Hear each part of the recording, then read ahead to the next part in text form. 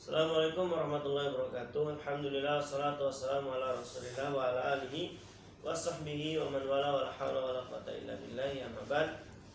Anak-anakku yang semoga Allah Subhanahu wa taala menjaga kalian semua dari semua keburukan. Kita lanjutkan materi kita di pelajaran akidah ya. Terakhir sampai pada tauhid uluhiyah sudah ya. Sekarang rukun ibadah.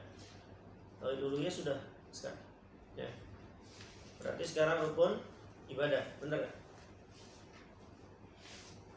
Tauhid uluhiyah sudah kemarin. Yang beribadahnya kepada Allah ya. Baik. Kita lanjutkan ke halaman 39 rukun ibadah. Bismillahirrahmanirrahim. Pelajaran ke-9 rukun ibadah. Silakan semuanya disiapkan di bukunya, dibuka halaman 39. Untuk dapat meraih manisnya ibadah ya, maka setiap ibadah yang kita laksanakan hendaknya ditegakkan di atas pilar utama yang merupakan rukun dalam ibadah ya. Jadi ibadah kita apapun, sholat kita, puasa kita, ngaji kita, harus ada 3 hal ya, agar ibadah kita bisa diterima oleh Allah selain syarat-syarat ibadah yang harus kita penuhi ya. Nanti ada sendiri syarat ibadah itu, ada ikhlas dan mencontoh Rasulullah. Hal ini rukun dari ibadah. Rukun-rukun ini harus ada di ibadah kalian. Yang pertama, mahabbah atau cinta. Beribadah kepada Allah harus lahir dari rasa cinta kepada Allah dan rindu untuk mendapat pahala dan surga Allah. Allah Subhanahu wa taala berfirman, "Wa minan nasi may yattakhidhu min dunillahi andada yuhibbunahum ka hubbillah walladzina amanu asaddu hubbalillah." Di antara manusia ada orang-orang yang menyembah Tuhan, Tuhan selain Allah, sebagai tandingan-tandingan selain Allah. Mereka mencintai sebagaimana mereka mencintai Allah. Adapun orang yang beriman sangat besar cintanya kepada Allah. Jadi ketika kita sholat, kita mencintai sholat tersebut. Kita mencintai sholat karena sholat adalah perintah Allah.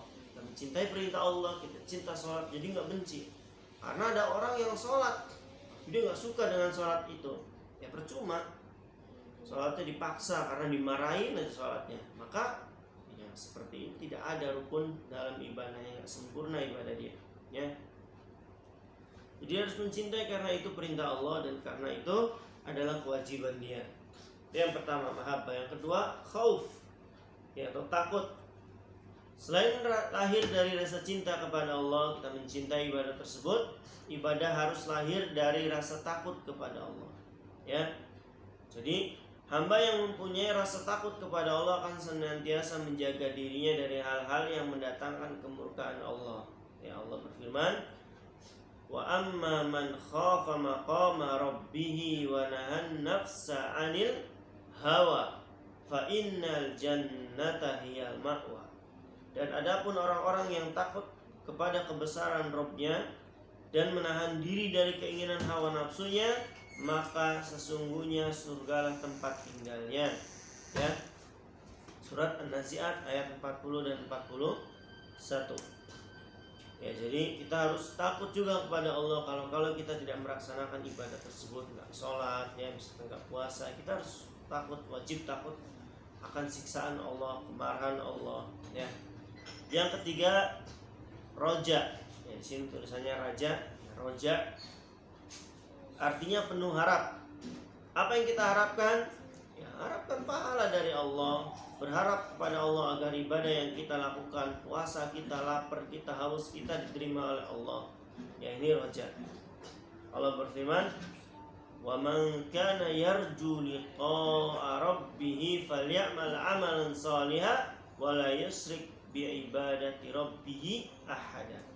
Barang siapa yang mengharap perjumpaan dengan Rabb-nya, hendaklah dia mengerjakan amal soleh dan jangan ia mempersekutukan seorang pun dalam beribadah kepada Allah.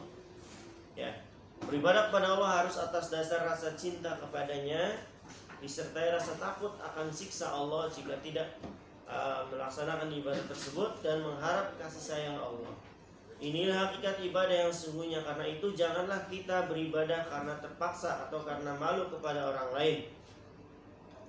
Karena ibadah seperti ini akan sia-sia.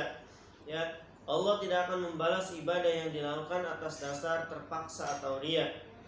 Orang yang beribadah kepada Allah karena terpaksa atau ria tidak pernah merasakan manisnya ibadah. Jadi ibadahnya itu ingin dipuji orang, bukan karena ingin dicintai Allah, bukan karena dia mencintai Allah, bukan karena takut akan azab Allah. Jadi ibadahnya karena ingin dipuji orang lain, ya sedekah ingin dianggap sebagai anak yang saleh, ya bukan saya mau pahala dari sedekah saya, bukan dia saya mau dipuji dari sedekah saya. Ya, ini pun nggak boleh ya. Perlu dicamkan bahwa tidak boleh beribadah kepada Allah hanya karena cinta tanpa rasa takut kepadanya. Ini adalah keyakinan orang-orang yang sombong dan jahil atau bodoh. Artinya ketika kalian beribadah, kalian cintai ibadah itu. Misalnya ngaji, ya ngaji. Kalian harus mencintai Al-Quran ini, bukan karena ya ini karena pelajaran saya, karena disuruh orang tua saya, enggak. Saya baca Quran karena saya mencintai Al-Quran. Saya mencintai Allah yang mengucapkan isi dari Al-Quran ini, ya. Dan saya berharap kepada Allah agar bacaan Al-Quran saya bisa diterima oleh Allah, bisa mendapat pahala dan seterusnya, ya.